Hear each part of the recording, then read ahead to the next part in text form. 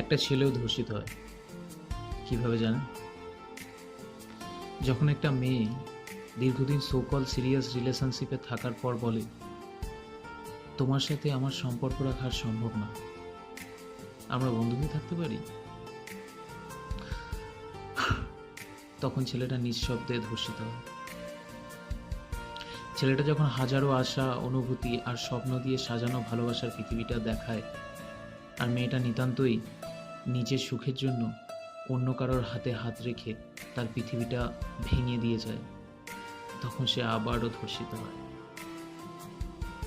ভালোবাসাটা যখন টাকা পয়সা দিয়ে মাপা শুরু হয়, সেখানে বেশিরভাগ ক্ষেত্রেই ছেলেরা হেরে যায়। একজন ছেলের ভালোবাসা যখন মনের রাস্তা ছেড়ে সরকারি চাকরির যোগ্যতা নিয়ে প্রশ্ন তোলে, তখন ছেলেটার মনটাই ধর্ষিত হয়। কয়েক বছরের পুরনো প্রেমিক রেখে মেয়েটি যখন রাত 1টায় নতুন প্রেমিককে বলে, আমি তোমাকে ভালোবাসি,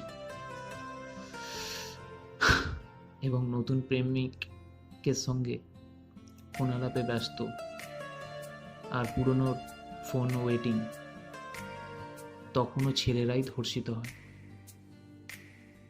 ছেলেরা হাউমাউ করে কাঁদতে পারে না, মৃত্যুর আগে পর্যন্ত হেসে যাওয়ার ক্ষমতা তারা রাখে।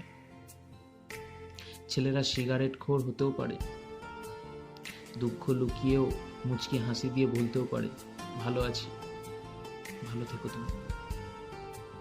একসময় তোকে ছাড়া বাঁচতে পারবো না, কথা না বলে থাকতে পারবো না, এই কথাগুলো শুনতে অভ্যস্ত ছেলেটি দিনের পর দিন একটা মেসেজ কলের আশায় বসে থেকে থেকে বাস্তব জগৎটাকে মেনে নিতে বাধ্য হয়।